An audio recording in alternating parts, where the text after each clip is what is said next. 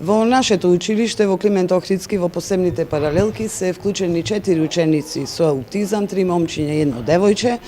Паралелката е формирана уште пред 6 години, а учениците се образуваат по посебна адаптирана програма за ученици за работа со аутизам. А во редовните паралелки се вклучени ученици со аутизам кои што се во инклузија, а тие работат по посебни индивидуални образовни планови.